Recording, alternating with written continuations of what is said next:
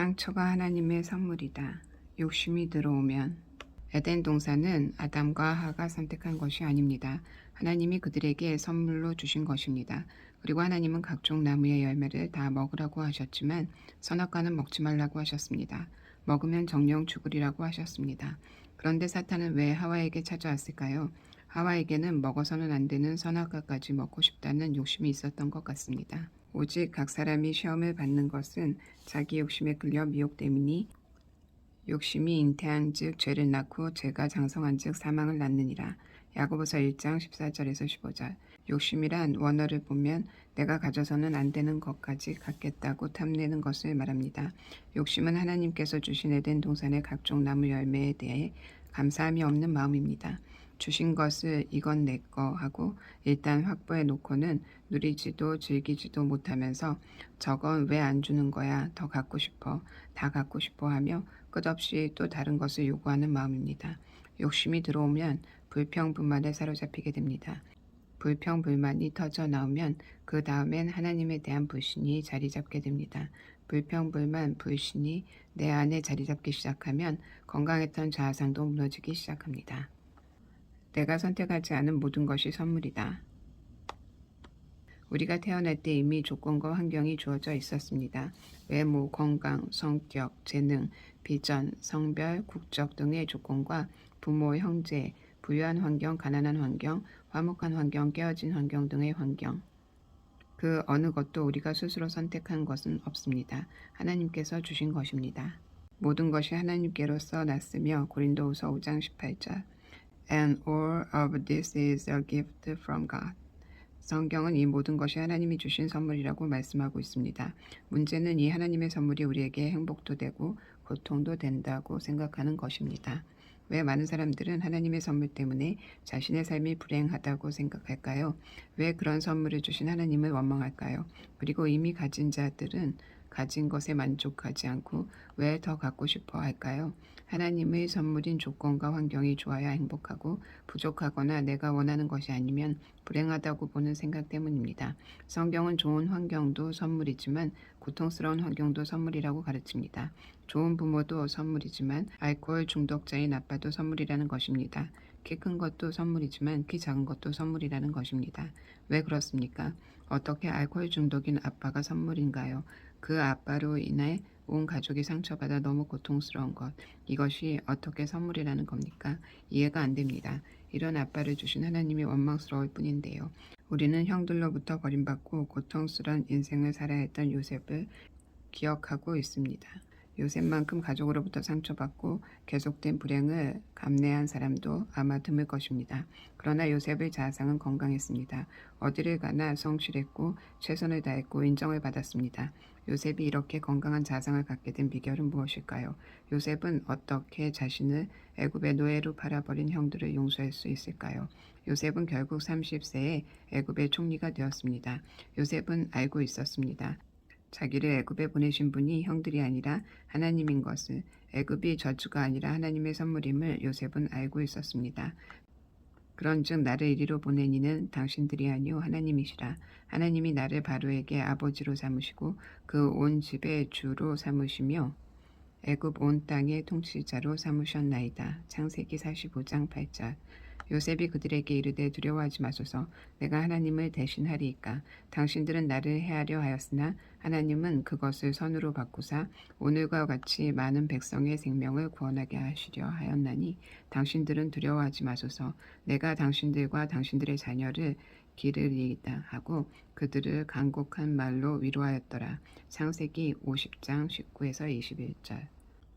정말 놀라운 고백입니다. 형들은 요셉을 해하려 했지만 그래서 그들 때문에 애굽 땅에서 노예로 살아야 했지만 요셉은 이 고통이 전부가 아님을 여기에는 하나님의 놀라운 뜻이 있음을 알았습니다. 하나님이 백성들의 생명을 살리고 형들과 그 자손을 돕고자 애굽의 통치자와 치리자로 자신을 세우셨음을 하나님의 사랑의 마음을 요셉은 알았던 것입니다.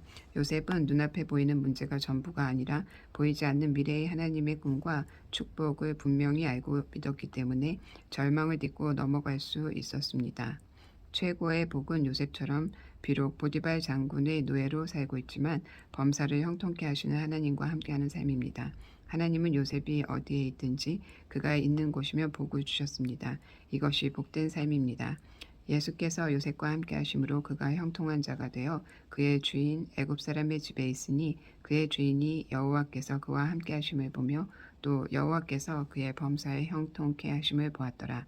요셉이 그의 주인에게 은혜를 입어 섬김에 그가 요셉을 가정 총무로 삼고 자기의 소유를 다 그의 손에 위탁하니 그가 요셉에게 자기의 집과 그의 모든 소유물을 주관하게 할 때부터 여호와께서 요셉을 위하여 그 애굽 사람의 집에 복을 내리심으로 여호와의 복이 그의 집과 밭에 있는 모든 소유에 미친지라.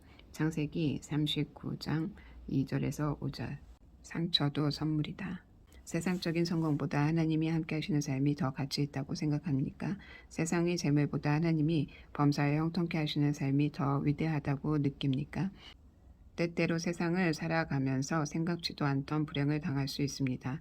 때때로 나의 실수와 잘못으로 어려움을 당하기도 합니다. 그러나 우리에게는 좀 부족해도 환경이 힘들어도 절망하거나 좌절하지 말아야 할 이유가 있습니다. 바로 하나님 때문입니다. 무슨 문제든지 하나님께 들고 나가면 하나님께서 모든 악을 선으로, 모든 고통을 축복으로, 모든 상처를 비전으로, 모든 슬픔을 기쁨으로 바꾸시기 때문입니다. 세상에 좋은 모든 것은 있으면 좋지만 없어도 괜찮습니다. 그 이유는 하나님이 우리의 미래이며 성공이며 축복이기 때문입니다. 태어나고 보니 이미 환경의 조건이 주어졌습니다. 이런 것들이 나 자신을 만들어갑니다. 하나님이 주신 선물인 조건과 환경을 싫어하는 것은 나를 싫어하는 것이고 이 조건과 환경을 사랑하는 것이 나를 사랑하는 것입니다. 하나님께서 주신 조건과 환경이 선물이라면 상처도 선물일까요? 맞습니다. 상처도 선물입니다. 제게는 온누리 교회를 섬긴 것이 하나님의 선물이었습니다. 저는 원래 신학을 마치고 다시 선교지로 가려고 했습니다. 그런데 하영주 목사님께서 목회를 좀 경험하는 것이 좋겠다고 하셔서 온누리에 왔었는데 상처를 받았습니다. 사람들이 저를 알아주지 않는 것이었습니다. 저는 치과 의사인데다 선교사죠. 더구나 제 아내는 하 목사님 동생입니다. 이만하면 대우받을 줄 알았는데 전혀 그렇지 않았습니다. 온누리 교회에 오기 전에 저는 항상 팀 리더였고 늘 지시하는 자리에 있었습니다. 그런데 온누리 교회에서는 나이가 어린 목사가 제 리더이고 그의 지시를 받아야 하는 것을 받아들이기 힘들었습니다. 이것이 저의 교만이었던 것인데 하나님이 저에게 있는 이 교만과 자기가 최고라는 자존심의 껍질을 온누리 교회에서 사역하는 동안에 깨뜨려 주신 것입니다. 할렐루야. 하영주 목사님은 우리 부부가 찾아뵈면 위로하고 격려하기도 했지만 놀라운 통찰력으로 우리 부부의 부족함을 따뜻하지만 정확하게 말씀하시곤 했습니다. 멘토이자 스승인 하 목사님의 지적은 우리의 인생과 삶 그리고 사역에 많은 변화를 가져다 주었습니다. 저는 온누리 교회에서 다른 사람에게는 아무것도 아닐 수 있는 자존심을 버리기 시작했습니다. 아무것도 아님을 인정하고 하나님의 은혜를 구하기 시작했습니다. 그때는 버리고 깨지는 것이 고통스러웠지만 지나고 보니 얼마나 감사한지 모릅니다. 저에게 꼭 필요한 약이었기 때문입니다. 만일 제가 오늘이 교회에 오지 않았다면 치과 의사로서 할 일이 없었겠습니까? 또 선교지에서 선교사로서 할 일이 없었겠습니까? 그러나 하나님께서는 일이 중요한 것이 아니라 먼저 사람이 되는 게 더 시급했던 것입니다.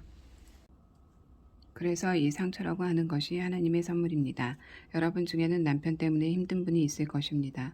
어느 날 새벽 2시에 남편이 들어왔는데 립스틱이 한 군데만 있는 게 아니라 여기저기 묻어 있다면 그 남편이 하나님의 선물입니다. 하라는 공부는 안 하고 게임 중독에 빠져 있다면 그 아이가 하나님의 선물입니다. 밤마다 오토바이 타고 여자애들이랑 다니는 그 아이가 바로 하나님의 선물입니다. 월급 갖다 주면 애들은 보살피지 않고 TV 홈쇼핑에서 물건만 사대는 그 아내가 하나님의 선물입니다. 남편이 너무 좋아 결혼했는데 된장국 짜게 끓인다고 구박하는 시어머니가 바로 하나님의 선물입니다. 학교에서 직장에서 교회에서 나를 힘들게 하는 모든 사람들이 하나님의 선물입니다. 왜 그렇습니까? 바로 그 남편 때문에 그 자녀 때문에 하나님 앞에서 무릎을 꿇고 울지 않았습니까? 어떻게 하면 이 남편이 이 자식이 변화될 수 있을까? 어떻게 하면 살릴 수 있을까? 사람들에게 물어보니 교회에 가면 된다고 해서 하나님 앞에 온 것이 아니겠습니까? 그 남편 그 자식 살려달라고 주님께 부르짖기 위해 주님께 나와 하나님과 가까워졌으니 그들이 하나님의 선물이 아니고 무엇이겠습니까? 그러므로 내게 닥친 문제와 상처가 곧 하나님의 선물이고 축복입니다. 나에게 주어진 상처가 하나님 선물이고 하나님의 축복이라고 생각한다면 건강한 자아상을 갖게 되지만 그것이 불행이요 저주라고 생각한다면 자아상은 병들어 버립니다. 알코올 중독 아빠도 선물이다. 순복음 부평교회에서 교회학교 총무와 고등부를 담당하고 있는 김성일 목사님의 간증입니다. 항상 아이들의 영적 회복과 성장에 대해 고민을 하던 저는 국민일보에 난 인투교육의 기사를 본 교감 목사님의 권유로 2013년 그린 컨퍼런스 교육에 참석하게 되었습니다. 그리고 그곳에서 청소년 교육에 대해 많은 것을 깨달았는데 특히 김중원 목사님께서 우리 삶의 모든 것은 하나님의 선물이라는 말씀에 큰 은혜를 받았습니다. 그래서 그의 겨울 수련회를 그린 컨퍼런스 교육의 내용을 중심으로 프로그램을 진행했습니다.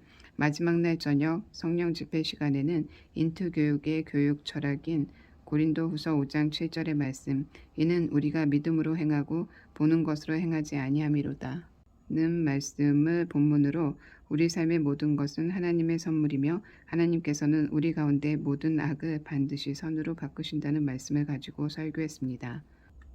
그리고 아이들과 2시간가량 기도를 했는데 유독 준이라는 한 학생이 제 눈에 들어왔습니다. 2시간 동안 통곡하며 눈물을 흘리는데 기도는 하지 못하는 것이었습니다. 그래서 모든 예배가 끝난 뒤 그 아이를 따로 불렀습니다. 그리고 왜 기도를 하지 못하는지 물었습니다.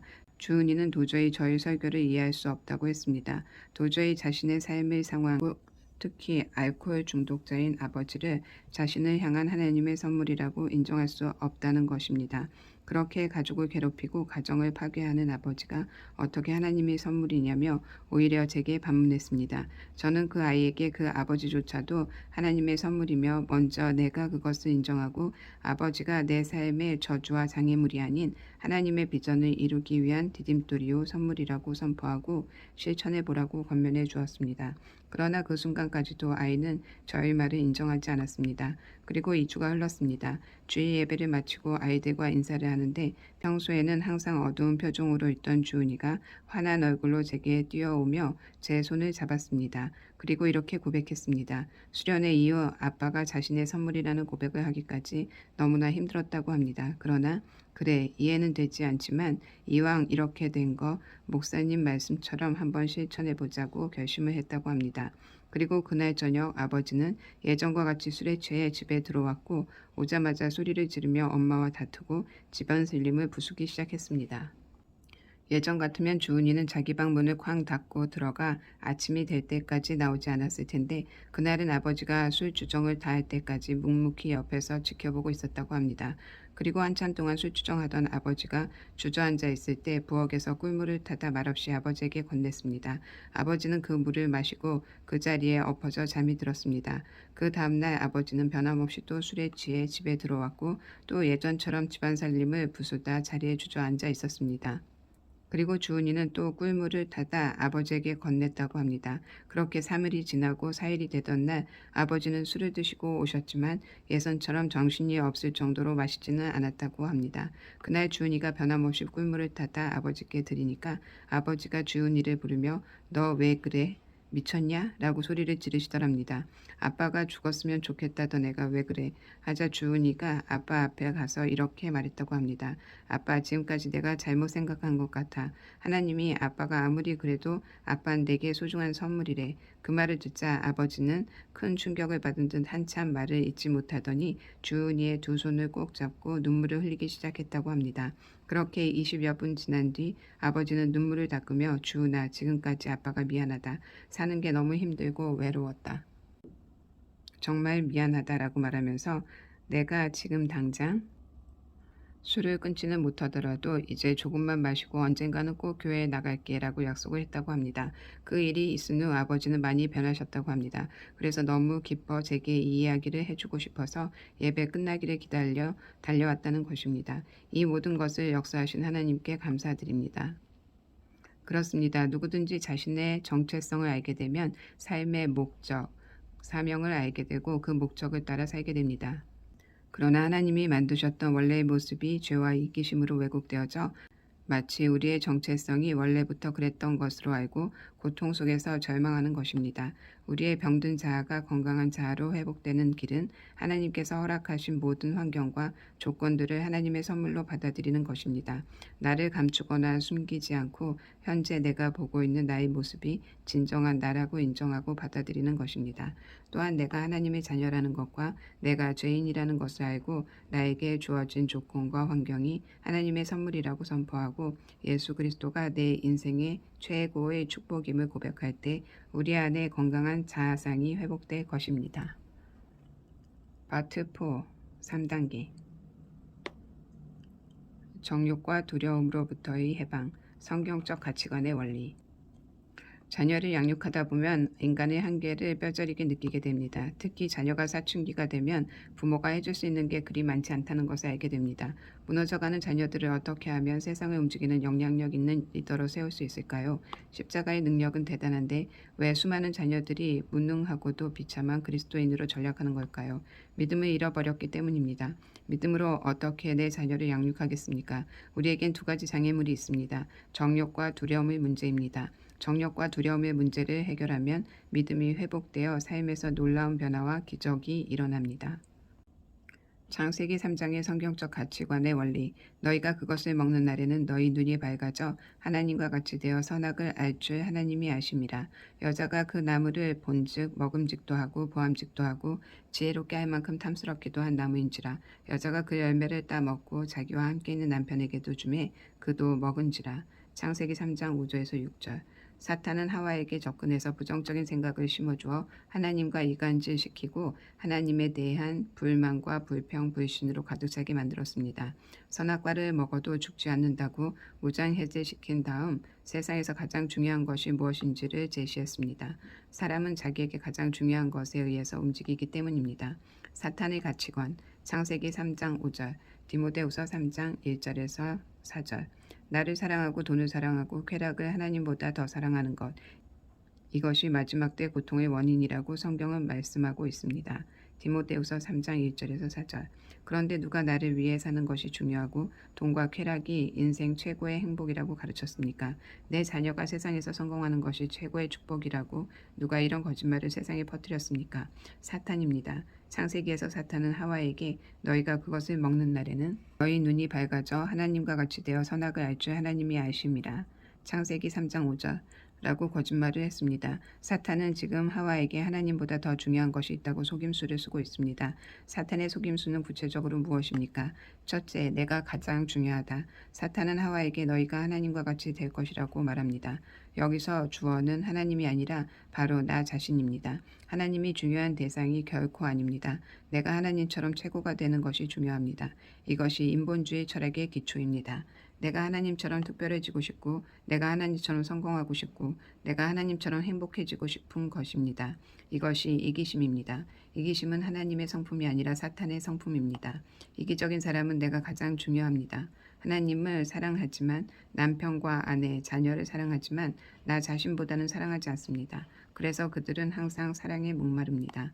그동안 얼마나 힘들었니? 이젠 너를 위해 살아. 내가 제일 중요해. 사탄의 이 같은 말은 굉장히 그럴듯합니다. 귀가 솔깃해집니다. 나를 생각해서 해주는 말 같지만 이 말은 나를 죽이는 말입니다. 둘째, 세상의 모든 것이 가장 중요하다. 사탄은 선악과를 먹으면 눈이 밝아져서 하나님처럼 될 것이라고 말하고 있습니다. 선악과는 보기에 좋고 나쁨을 판단하는 세상의 모든 것을 의미합니다. 선악과를 먹으면 보이지 않는 영적 세계에 대해서는 눈을 닫게 되고 보이는 세상에 대해서만 눈이 열리게 됩니다.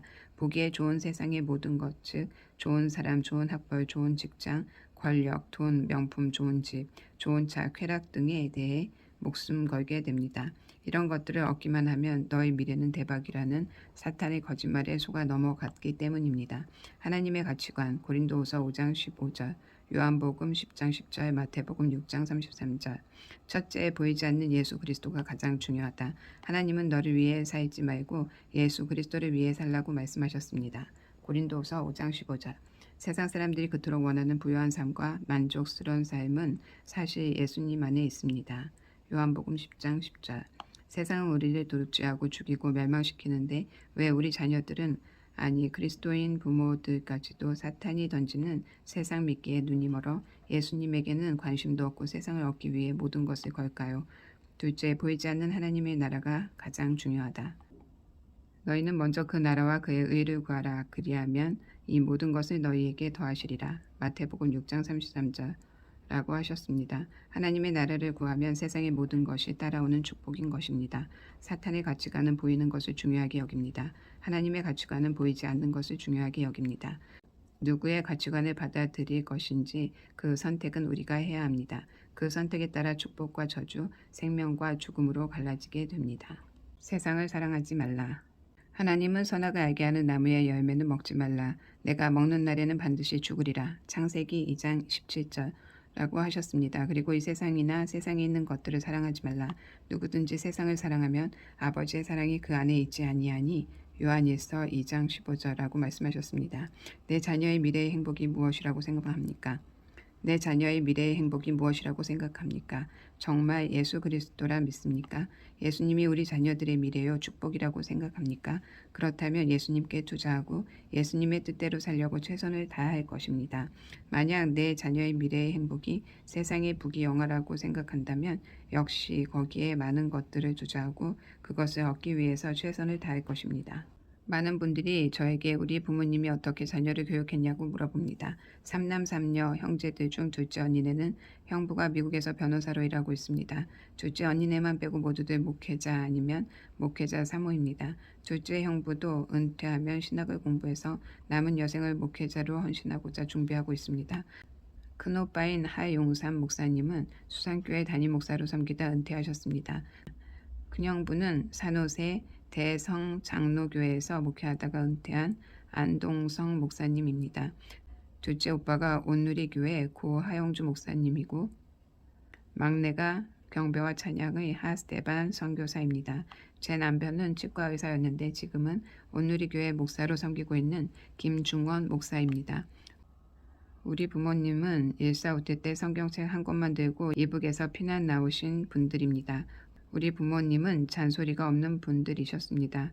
우리 6남매는 초등학교나 중학교를 마치면 서울로 올라가서 공부를 했는데 친구는 잘 사귀는지 교회는 잘 다니는지 걱정하거나 염려하신 적이 없었습니다. 그러나 목숨 걸고 철저하게 하신 것이 있었습니다. 가정 예배와 기도였습니다. 우리 집은 아침 저녁으로 예배를 드렸습니다. 보통 저녁에는 1시간 이상씩 예배를 드렸습니다. 우리 아버지는 밤 9시가 되면 벌떡 일어나 양말을 신으시고 정장으로 갈아입으셨습니다. 그리고 우리를 부르시면 여기저기 흩어져 있던 자녀들이 다 모입니다. 그렇게 우리 가족은 주일만 빼고 눈이 오나 비가 오나 함께 예배를 드렸습니다. 동그랗게 모여 앉아 찬송가 한 장을 부르고 성경책을 구약부터 신약까지 아침 저녁으로 하루에 2장씩 읽었습니다. 오늘은 구약이 끝났다, 신약이 끝났다 말씀하시던 아버지의 음성이 아직도 생생합니다. 아버지는 하루에 기도를 5시간씩 드렸는데 중풍으로 쓰러지면서 더 열심히 기도 생활을 하셨습니다. 엄마는 전도사셨습니다. 집집마다 사탕, 과자, 연탄 티켓, 밀가루 티켓 등을 들고 다니면서 정말 열심히 전도를 하셨습니다. 부모님은 우리가 건강하게 자라고 있을 때는 그냥 내버려 두십니다. 그러나 자녀들이 병에 걸리고 문제가 생겼을 때는 땅을 팔아서라도 적극적으로 도와주셨습니다. 기도하셨기 때문에 하나님이 책임지실 거라는 믿음이 분명하셨던 것 같습니다. 부모님이 잔소리를 안 하신 덕분으로 우리 6남매는 창의적이고 설득력과 표현력이 대체적으로 다 좋은 것 같습니다. 6남매에게 주신 복 중에 하나는 부부관계입니다. 당뇨, 고혈압 등 건강이 안 좋았을 때는 많았지만 다들 인꼬부부입니다. 자녀 문제는 간혹 있었지만 부부관계에 문제가 있었던 집은 한 가정도 없었습니다. 큰오빠 하용산 목사님네도 언니랑 얼굴을 붉히며 싸우는 것을 한 번도 본 적이 없습니다. 하용주 목사님네도 집으로 놀러가면 소파에 두 분이 앉아서 도란도란 말씀을 나누시다가 유머 감각이 뛰어난 언니 말을 듣고 하 목사님이 웃으시던 모습이 지금도 선합니다. 하스테반 선교사님도 독일에 가면 암에 걸린 에스더를 위해 청소, 빨래, 식사 준비, 산책 등 웬만한 가정주부보다 더 바쁘게 지냅니다. 저희 시부모님은 목사님이셨는데 안타깝게도 일찍 돌아가셨습니다. 시어머님은 가정예배와 기도를 하루도 거르지 않으셨습니다. 한평생 사람을 의지하지 않고 하나님만 의지하며 사신 시어머니를 하나님께서는 놀랍게 지켜주시고 인도해 주셨습니다. 스라에 사남매를 두셨는데 모두 부부관계가 무척 좋습니다. 김근원 장로님 부부, 이평수 집사님 부부, 김성원 목사님 부부, 그리고 우리 부부에 이르기까지 한평생 친구처럼 사랑하며 오손도손 지내는 모습이 참 아름답습니다. 시댁이나 친정이나 인생길에서 폭풍우와 비바람은 불어오지만 한평생 서로 친구처럼 사랑하며 지내는 부부관계는 하나님의 선물이자 축복입니다. 하나님이 내 자녀들의 미래를 책임진다고 믿으셨던 부모님 덕분에 그 축복을 자녀들이 누렸던 것 같습니다. 어떤 유명한 의사 가정에서 일어난 일입니다. 의사의 아버지는 하나밖에 없는 아들의 행복한 미래는 자신보다 더 유능한 의사가 되는 것이라 믿었습니다. 그래서 아들의 성적은 어린 시절부터 아버지의 최고 관심사였습니다. 아들 또한 최선을 다해 공부를 열심히 했습니다. 그러나 아들이 공부를 열심히 한 이유는 최고의 의사가 되기 위한 것이 아니었습니다. 아버지에게 인정 한번 받는 것이었습니다. 어느 날 아들이 90점 맞은 성적표를 들고 아버지에게 갑니다. 아버지 90점 받았어요. 그거 가지고는 안 돼. 100점을 받아야지. 아들은 열심히 공부해서 마침내 100점을 받았습니다. 아버지 100점이에요. 그거 가지고는 안 돼. 너희 반에서 1등을 해야지. 아들은 더 열심히 해서 결국 반에서 1등을 합니다. 아빠가 칭찬해 주실 거라는 기대감을 가져보지만 아빠는 칭찬해 주지 않습니다. 칭찬해 주면 공부 안 할까봐 달리는 말에 채찍질하듯 더 몰아붙입니다. 그거 가지고는 안 돼. 더 열심히 해서 서울대에 들어가. 그거 가지고는 안 돼. 박사해야 돼. 아들은 아버지가 원하는 대로 다 했지만 결국 아버지의 기대에 부응할 수 없음을 알고 절망하기 시작합니다. 난 안 돼. 난 할 수 없어. 결국 아들은 폐인이 되고 말았습니다. 그 아버지는 아들을 괴롭히고 망가뜨리는 것이 삶의 목적이었을까요? 물론 아닙니다. 세상에서 가장 사랑하는 아들이지만 내 자녀의 미래의 행복에 대한 잘못된 관점 때문에 이런 불행한 결과가 온 것입니다. 세상을 사랑하는 부모님들로 인해 자녀들도 세상이 최고의 가치가 되고 있습니다. 세상을 사랑하면서 자랑하고 교만하며 비방하고 부모를 거역하며 감사하지 아니하고 거룩하지 아니하며 무정하며 원통함을 풀지 아니하며 모함하며 절제하지 못하며 사나우며 선한 것을 좋아하지 아니하며 배신하며 조급하며 자만하게 된다고 했습니다. 디모데후서 3장 2절에서 3절. 요즘 부모를 거역하는 자녀들이 급증하고 있습니다. 그들에게는 감사가 없고 절제가 부족합니다. 그러나 어느 누구도 나를 위해서 사는 것이 고통의 원인이라고 생각하지 않습니다. 내가 최고가 되고 인정받는 것이 가장 중요하고 당연하다고 생각합니다. 그리스도인 부모들도 내 자녀만 잘 되면 그만이라고 생각합니다. 좋은 대학에 들어가고 성공하면 최고의 복이라고 생각합니다. 이렇듯 이제 돈과 권력, 쾌락이 미래의 행복이요 최고의 복이 되었습니다. 현재 사회에서 돈은 하나님보다 더 위대하고 힘이 있습니다. 사람들은 돈만 있으면 하나님 없어도 자기가 원하는 모든 것을 얻을 수 있고 모든 문제를 해결할 수 있다고 생각합니다. 그렇게 좋아하는 돈은 벌면 무엇을 합니까? 좋은 집 사고 좋은 차 사고 맛있는 것 먹고 명품 두르고 골프 치고 여행하고 즐기겠다는 것입니다. 물론 인생을 즐기는 것은 나쁘지 않습니다. 다만 이런 것들이 최고의 가치가 되는 것이 문제입니다. 더구나 성적인 즐거움까지 누리고 싶어서 음란한 생활도 마다하지 않습니다. 그리스도인 중에도 음란한 삶을 살면서 겉으로는 거룩한 척 위장하는 사람들도 많이 있습니다. 이렇듯 보기에 좋은 세상의 것들이 최고의 가치가 된 이유는 무엇일까요? 이것들이 행복의 기준이 된 이유는 뭘까요? 왜 예수님만으로 부족하다고 생각할까요? 혹시 예수님은 천국 가기 위한 보험일 뿐 회사나 학교에서 일하고 공부하는 일은 예수님과 상관없다고 생각하지는 않습니까? 예수님은 하나님 나라는 잘 알아도 현대의 삶은 모른다고 생각하는 것은 아닙니까? 예수님은 심리학을 모르기 때문에 우울증이나 게임 중독 같은 심리적인 병리는 치료할 수 없다고 생각합니까? 그래서 예수님께 여쭤보지 않는 겁니까? 여쭤봐도 대답해 주지 않을 거라고 생각합니까? 세상을 이기는 힘은 예수 그리스도를 믿는 믿음 외에는 없습니다. 하나님은 선악과를 먹지 말라고 하셨습니다. 세상을 사랑하지 말라고 하셨습니다. 세상을 사랑하면 아버지의 사랑이 그 안에 있지 않다고 하셨습니다. 때때로 그리스도인들은 말합니다. 하나님은 내 기도를 들어주지 않습니다. 아무리 기도해도 내 자녀가 변화되지 않습니다. 왠지 하나님은 나만 싫어하는 것 같습니다. 그렇지 않습니다. 햇빛과 비는 악인이나 선인이나 차별하지 않고 똑같이 내립니다. 이같이 한즉 하늘에 계신 너희 아버지의 아들이 되리니 이는 하나님이 그 해를 악인과 선인에게 비추시며 비를 의로운 자와 불의한 자에게 내려주심이라. 마태복음 5장 45절. 문제는 뚜껑입니다. 장독대를 상상해 보세요. 뚜껑이 있는 항아리와 뚜껑이 없는 항아리의 차이점은 무엇일까요? 하늘에서 비가 내리고 있는데 뚜껑이 없는 항아리는 순식간에 빗물로 차고 넘치게 됩니다. 아무리 텅텅 빈 항아리도 뚜껑이 없으면 금세 빗물로 가득 차서 넘치게 됩니다. 차고도 넘치는 나라가 하나님 나라입니다. 하나님의 은혜와 사랑은 부족하거나 인색하지 않습니다. 아무리 큰 항아리라도 아무리 비가 쏟아져 내려도 뚜껑이 닫혀 있으면 한 방울의 빗물도 항아리에 들어가지 않습니다. 뚜껑이 무엇을 의미합니까? 하나님보다 세상을 더 사랑하고 신뢰하는 것입니다. 하나님에 대한 불신입니다. 지금도 우리 머리 위로 엄청난 하나님의 축복의 비, 사랑의 비가 쏟아져 내리고 있습니다. 뚜껑을 열기만 하면 축복의 비, 사랑의 비가 우리 가족과 내 자녀 안에 쏟아져 들어올 것입니다. 아무리 내 자녀에게 좋은 것을 주고 싶어도 부모의 능력에는 한계가 있습니다. 그러나 하나님을 신뢰할 때 뚜껑이 열리면 하나님의 지혜가 오고 길이 열리게 될 것입니다.